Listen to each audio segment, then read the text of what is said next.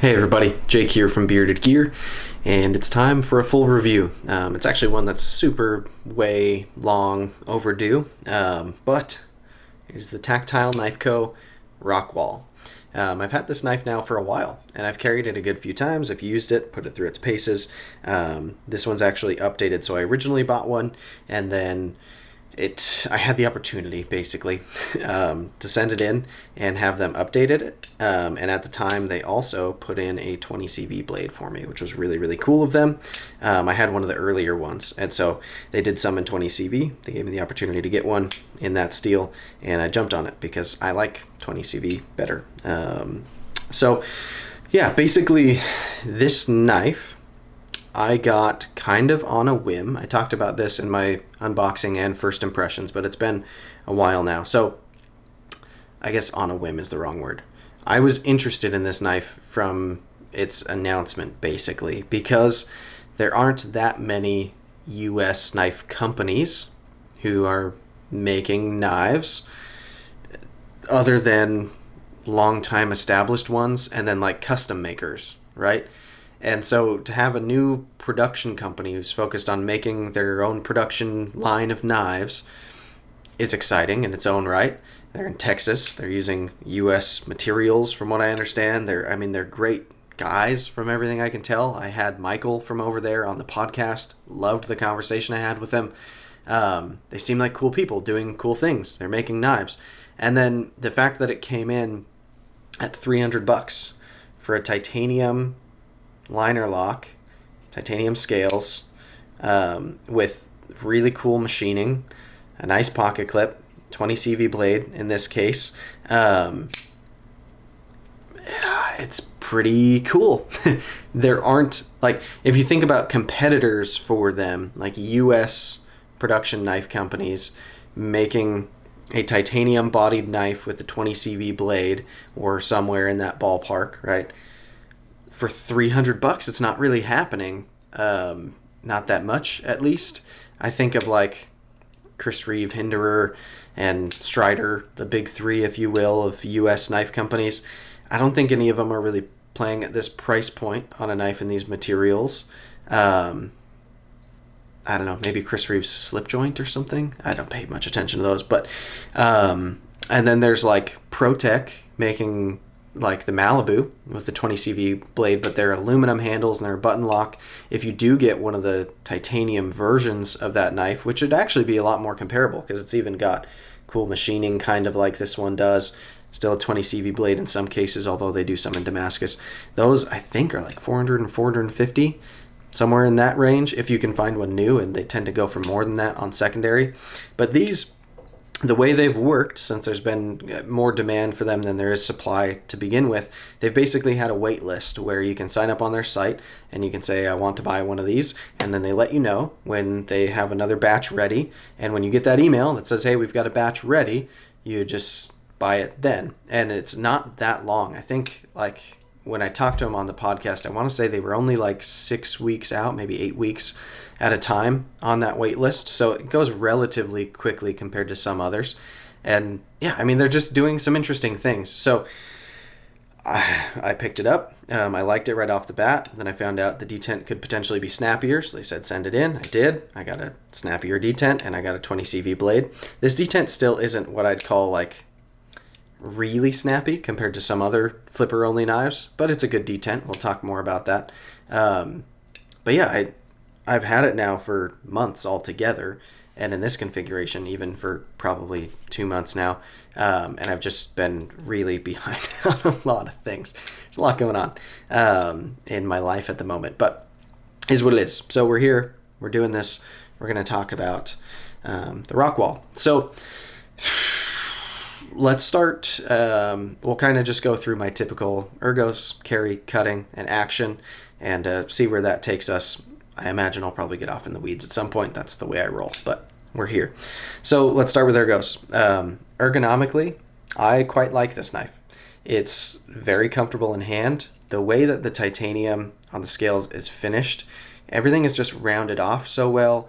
You get their kind of signature milling pattern like you do on their pens, where there's these really fine lines that still feel very smooth. They're not rough, but they do add a little texture.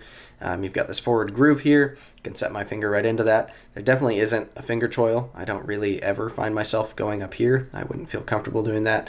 It's not meant to be a forward finger choil. There is a bit of a sharpening choil though. So yeah, you've got this kind of primary finger groove. Everything else is super neutral. And this knife definitely doesn't feel like the most locked in thing I've ever felt, but it feels plenty locked in for the size and kind of like scope of use that I see this knife fitting in. It's not slippery. It's not cumbersome. It indexes well. It's just got a good feel to it. It's comfortable. There's jimping up here on the spine in the most typical place where you'll find jimping on a knife, and my thumb does land on it in a saber grip. It's not aggressive jimping. It doesn't bother me. I do feel with this knife being a little bit of a slick construction overall, I really don't mind it here. I'm oftentimes against jimping. I'm a pretty anti-jimping guy, but this jimping doesn't bug me. I might even be slightly glad that it's there. That's too generous. I don't really care whether it's there or not, if I'm being totally honest, but it doesn't bug me at all, which is high praise for me.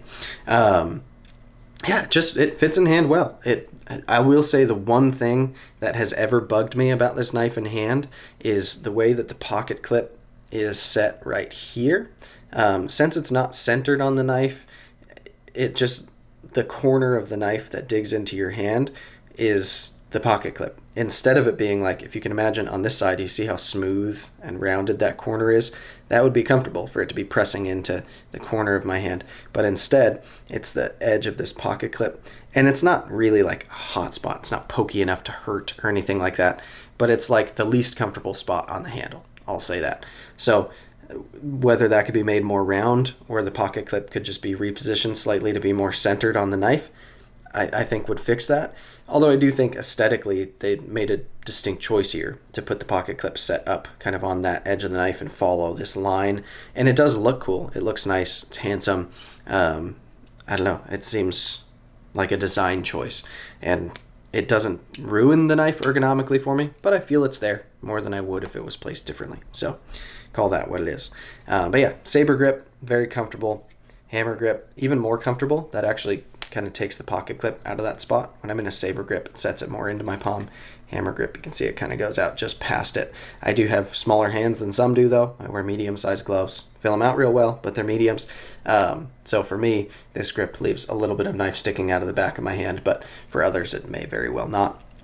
But yeah, hammer grip and saber grip, both comfortable. Reverse grip, very comfortable. Reverse grip draw cut, very comfortable. It's a super neutral shaped knife. Forward grip draw cut, totally comfortable. So yeah, it's a comfortable knife to hold on to, with the pocket clip placement being my only small gripe with it. Let's talk action, because I feel like I don't know, I want to talk about that. The action on this knife is good, not great. I would say as an area for them to improve as a fledgling knife company, if I'm trying to give honest feedback, the action is, I wouldn't say underwhelming. It's just fine. It's not a problem. It deploys just fine. The detent is a little snappier on this one than my original one, which is a lower number. And it feels good. It's reliable. The flipper tab is placed well. It's got a little bit of fine jimping on it, so you don't slip off of it or anything. It works. I find myself most of the time kind of light switching it. You can push button it in. Either way works. Either way is fine. If I try to fail it, yes, I can fail it. Like, the detent just isn't quite crispy like some are. And then on closing the knife, it's not drop shutty, but it's like just takes a couple wiggles and it's there. And with this blade being so thin and small, I don't really hold that against it. It's more so, I think they could just keep going on stiffening the detent another notch or two and getting it to where it's like really just poppier than it is now. It's not, again though, it's not a problem. I think it just would make the knife so much more compelling if the action felt a little bit more zippy. I don't know. That sounds funny to say, but I like it. I just don't love the action. And there's only one deployment method, which for me, my favorite deployment method is to have a hole that I can middle finger flick. This doesn't have that option. I really can't get any purchase on it to even try to do that. There's no stud for thumb deployment. It's just the flipper. And some people love flipper tabs, and flipper is all they ever want. For me, flippers just kind of get a little boring over time. Like, they're reliable, they work. There was a time when I found them super, super exciting, especially being on bearings and smooth, and like, yeah, it's a good action, but it's not a great action or an exciting action. It's not a particularly super fun knife to play with. Like, if this is the knife that's in my pocket and I pull it out and I flick it a few times, yeah, it's enjoyable. It's not that it's a total bore, but it's just not exciting in that way. And there's probably some people watching right now who are in the camp of it's not about fidgeting, like talking about the action is stupid because it's just about whether the knife works or not. If that's you, no offense, I don't care how you feel. I disagree. I think action on a knife is important, and it matters to me, and it changes my experience with a knife. When a knife has a fun action, I like the knife more. That's just the reality. I think most people who are as far and as deep into the weeds of this hobby as I've found myself at this point, the little things matter more and more and more, and action isn't even a little thing. Like, there's intricacies to action that can sometimes matter, but this one's just fine. That's where it is. I wouldn't say it's exciting. I wouldn't say it's a problem. It's fine. So there you have it. It is snappier, this one too, I should say, than the original one that I first unboxed. It is now snappier than it was, and I like that. I just hope they can keep going. All right, so we've done action and we've done ergos. Let's talk carry. This knife carries extraordinarily well, in my opinion. We have a loop over style deep carry clip, which actually attaches in at the back spacer. This is not going to be a reversible clip, so you can't carry this left-handed if you're a lefty, but I don't think you'd have any problems carrying this. Like, my friends who are lefties and carry right-handed knives just in their left pocket, I think this one will be fine. There's no danger of like catching the tip or anything. I don't see there being a problem with it. But yeah, the pocket clip itself, I really, really like in terms of how it carries. Again, in hand, it's not my favorite thing because it is placed a little bit up here, but it carries supremely well in pocket. The knife is about the size of a pack of gum. It's kind of a thing that they've got going on. So it's just thin and trim. It's not very heavy, even though it's an all metallic construction, right? It's extensively milled out. The show side, there's no liner. It's a titanium show side, and they've milled out drastically on that side. The lock side just has a skinny little lock bar, and only less than half of the lock side is even taken up by that liner that's screwed in. And then next to it, you've got another big pocket milled out. So it's very skeletonized. They've really carefully milled out as much as they could in here, and it's just made it much lighter. It's not overly thick. The liner is minimal. The clip is minimal. The back spacer's not huge. It's a nice minimal little titanium back spacer back there. The pivot assembly is really small. They used uncaged bearings. What is the term for that? I feel like an idiot now. There's a term for, I don't know. The bearings are not caged in there. They can fall out if you disassemble the knife. So be careful. Use a piece of paper or whatever. But the reason why they did that, from what they explained to me, was so that the pivot assembly could be even smaller. They've made this knife just really trim in every direction. There's no excess on it. Even the flipper tab itself is really small. So it's just light. It's skinny. It's slim.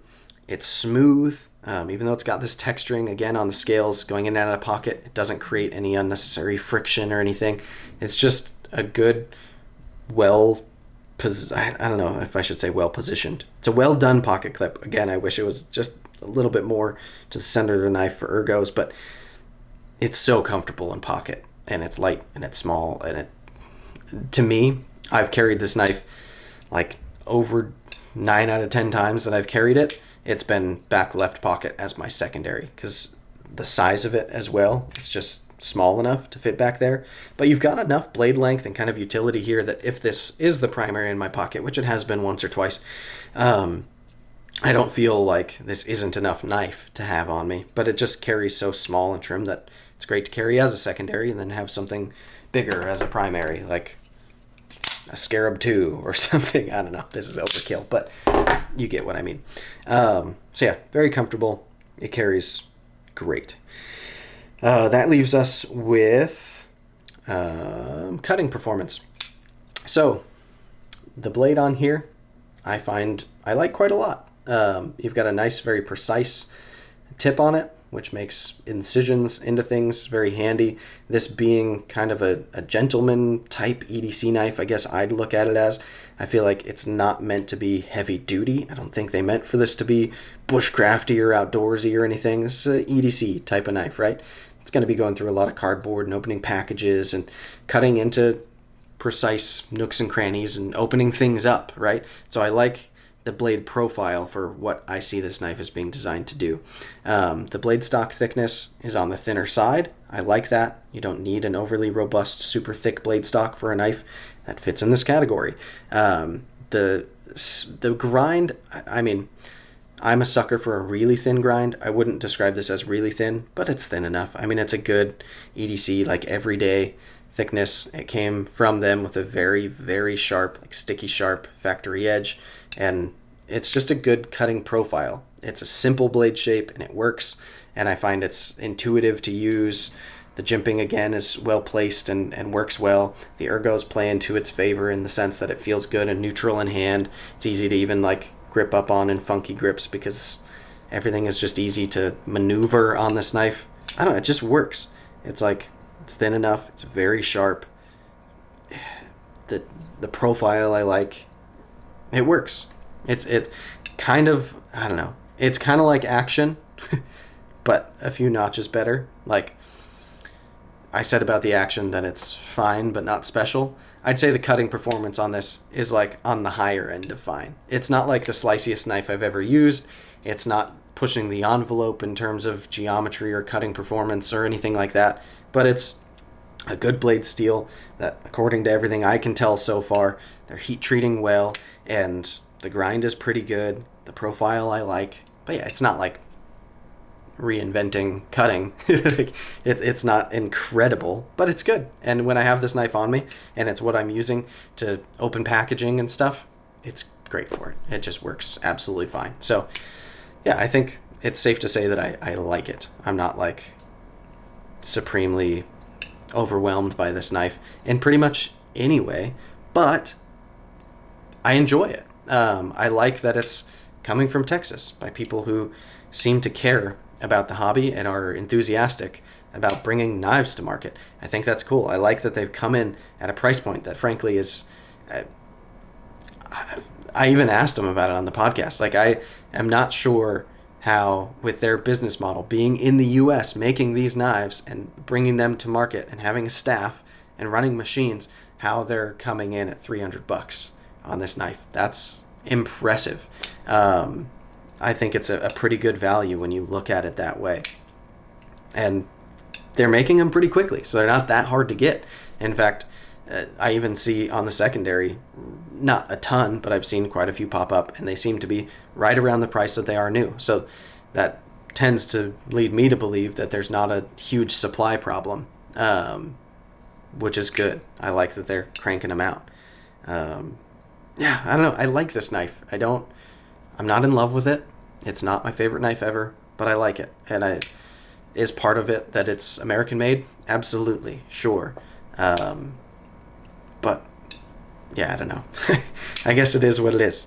I think it's pretty cool. The little details on it mean a lot. There's definitely an aspect of me being as fond of this knife as I am in just how cool the milling is externally, which is part of what I love about the tactile turn pens. Like the fact that they just do this micro milling or whatever you want to call it on the exterior that just feels good. Like they're good at that milling pattern. It feels really nice. The fact that the hardware all seems nice. I believe they make all this hardware in-house. It's just like it's evident to me that it was made by people who carry and use knives all the time before they decided to make this one. It's a knife for knife people by knife people, just based on the choices that they made. It makes sense to me in that way. Anyway, I like it. I think it's cool. I guess I'll leave it there. I think I've said plenty about it, but I'll link to Tactile Knife Co down below. Not because they sponsored this review or gave me anything for free or anything like that, but I like them. I think they're cool. I think they're a new US company. I'm excited if this is their first offering, to see what they do next. I know they've got a slip joint called the Bayer that's coming soon. We talked about that on the podcast. I'm not a huge slip joint guy, but it does look pretty cool. I may end up trying one out. We'll see. I don't know. Again, not a slip joint guy. They've alluded to another knife. Well, there's also a chef's knife, and then they've alluded to another knife that they're kind of keeping under wraps for now. I don't know anything about it. Again, they're keeping it under wraps. But yeah, I want to see what they do moving forward, because if they keep making interesting, cool knives at prices like they did on this one, I think there's going to be some exciting stuff to kind of behold there as time goes on. Could be wrong. Maybe they'll be a dud. I don't know. But I think they have the makings of a cool, good new knife company. So anyway, thanks guys. Appreciate you for watching. And this has been the Tactile Knife Co Rockwall. Hope you enjoyed it. See you on the next one.